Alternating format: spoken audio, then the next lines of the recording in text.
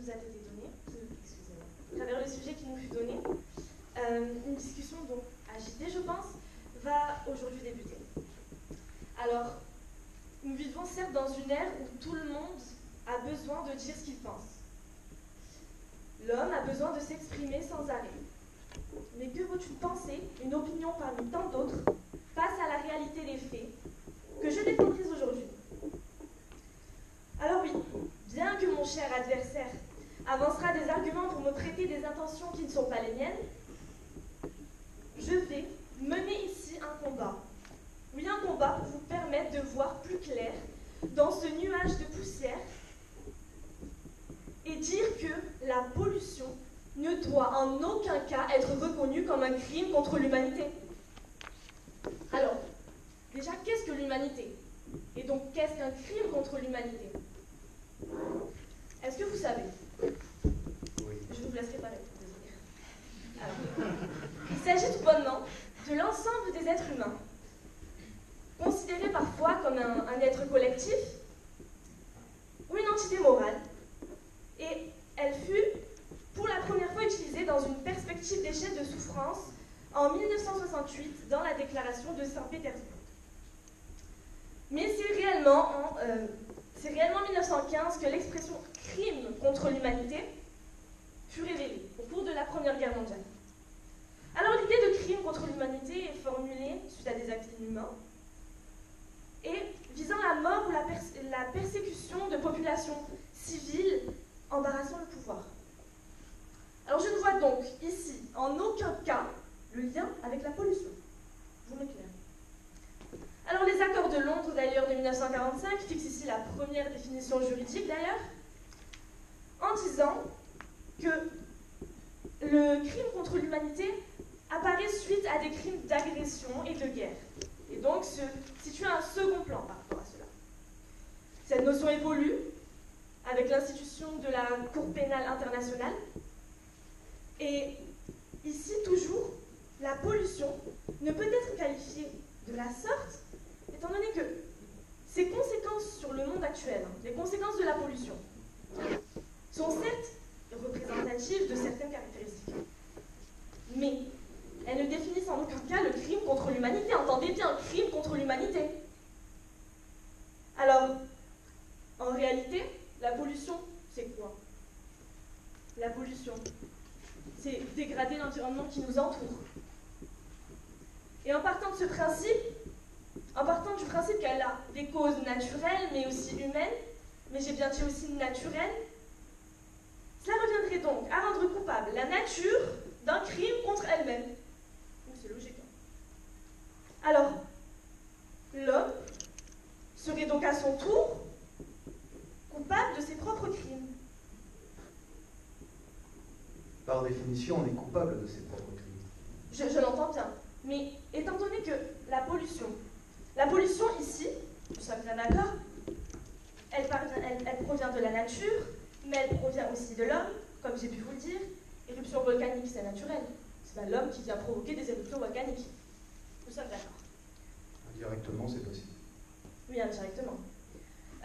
Mais, donc en gros, vous parlez ici des conséquences de la pollution sur la nature. Si vous me permettez de vous répondre, parce que vous avez commencé un exposé très intéressant. Oui, je sais. Vous parlez des faits, vous parlez de choses purement factuelles. Eh bien, je peux me vanter moi aussi d'aller sur le terrain des faits, puisque le fait que la pollution peut être reconnue comme crime contre l'humanité m'a sauté au visage après environ 5 minutes passées à consulter un dictionnaire. Dictionnaire où j'ai trouvé la définition de crime contre l'humanité, qui est la violation délibérée et ignominieuse des droits fondamentaux d'un individu, d'un groupe d'individus, inspirés par des motifs politiques, philosophiques, raciaux ou religieux. Pour la définition de la pollution, il s'agit d'une dégradation de l'environnement par des substances naturelles, chimiques ou radioactives, des déchets ménagers ou industriels ou des nuisances diverses, sonores, lumineuses, etc. Enfin, la définition de l'environnement, C'est l'ensemble des éléments qui entourent un individu ou une espèce et dont certains contribuent directement à subvenir à ses besoins. Donc, la pollution nuit à l'environnement de l'homme. Elle nuit donc à ce qui contribue à ses besoins. Elle est donc une violation de ses droits, elle est donc la violation d'un de ses droits fondamentaux. Vient maintenant la question de délibérée et ignominieuse. Ignominieuse, une violation des droits fondamentaux, l'est par définition. Délibérée, je me souviens, quand j'étais en 6e, d'un grand moment d'angoisse existentielle quand on nous a parlé pour la première fois de tous les dangers de la pollution, du fait que, à ce rythme actuel, l'humanité allait droit dans le mur. J'étais en 6e en septembre 2006. J'étais en 6e en septembre 2006. Cela fait maintenant 12 ans. Depuis 12 ans, on nous avertit sur les dangers de la pollution. On nous prévient qu'à ce rythme-là, ça ne va pas pouvoir continuer plus longtemps. Ainsi donc, avec toutes les connaissances que l'humanité a engrangées depuis, une violation par la pollution ne peut être que délibérée. Nous ne pouvons plus agir qu'en connaissance de cause, tellement nous avons accumulé de savoir sur cette question. Enfin, pour des motifs politiques, philosophiques, raciaux ou religieux, ici encore, on se retrouve en plein dedans. Parce que la pollution, essentiellement la pollution humaine, la pollution naturelle, ne représente qu'une infime partie de la pollution. Ce qui cause la pollution humaine, c'est essentiellement la surconsommation. Et la surconsommation est la conséquence de la philosophie individualiste, de la religion du matérialisme, de la politique ultralibérale, et s'il faut trouver une cause raciale, c'est la promotion de l'homo economicus, au détriment de l'homo sapiens sapiens. Tout s'achète, tout se vend, tout se consomme. Nous avons donc une violation délibérée et ignominieuse d'un droit fondamental de l'individu, le droit à un environnement sain qui lui assure sa survie, au nom d'une philosophie économique et d'une morale de société. Mesdames et messieurs, la pollution est un crime contre l'humanité. Alors non, je ne suis pas d'accord.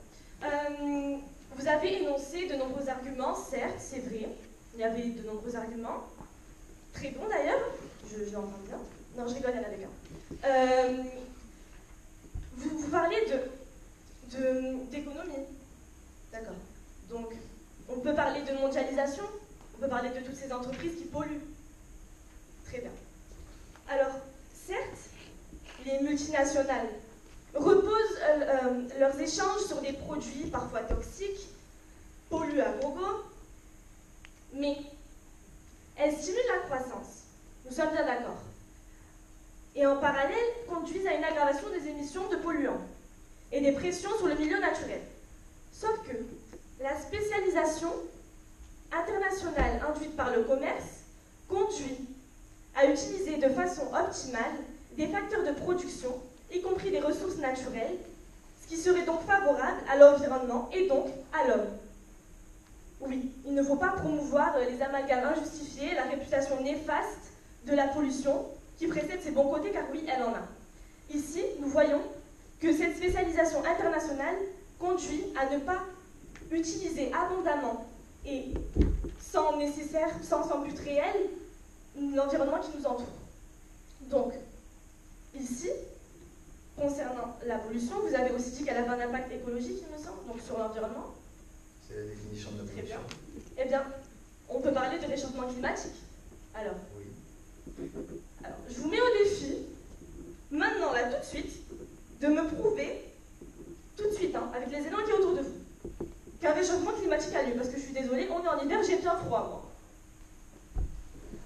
Faites attention parce que vous tenez des propos complotistes et compte tenu de votre coiffure, ça pourrait avoir un impact dommageable sur votre participation pour la suite du concours. J'étais en complot. Ne vous inquiétez pas. Donc, complot. Vous me parlez de complot. Alors, je citerai quelqu'un. Trump explique bien que le réchauffement climatique n'existe pas. Ce n'est qu'un complot, hein. Eh bien, je suis d'accord.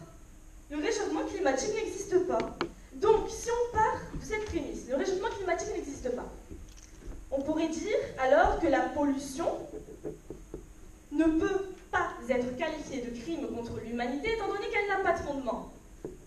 Donc, j'entends déjà votre critique. Hein. Trump n'est pas quelqu'un que l'on peut citer, qui s'amuse sur Twitter, un enfant. Mais alors pourquoi votre opinion à vous serait plus valable, vaudrait plus que l'opinion d'un président d'un État, l'État le plus puissant au monde, je dirais? Pourquoi votre opinion vaudrait plus que la sienne? Ici, il s'agit de deux vérités, la vôtre et la sienne. Deux vérités distinctes qui s'appuient dans les deux cas sur des perceptions du monde ou qui usent de faits réels pour moduler la réalité.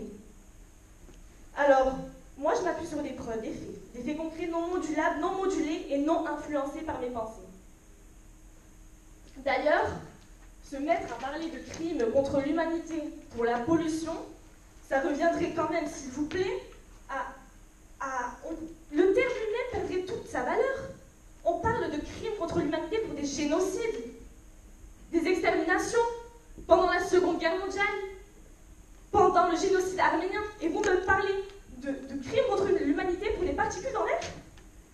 Si vous me permettez de rebondir là-dessus, justement, je comptais moi-même parler de la Seconde Guerre mondiale et du génocide perpétré sur le peuple juif. J'avais peur de vous voir m'opposer à un point Godwin, mais bon, comme vous avancez vous-même cet argument, nous sommes à égalité sur ce point. Ce qui caractérise un crime contre l'humanité, c'est la négation de l'humanité de celui qui est victime du crime contre l'humanité par définition. Si nous prenons l'exemple des camps de concentration, tous ceux qui étaient enfermés ont tué toute individualité en eux. Ils étaient tous vêtus de la même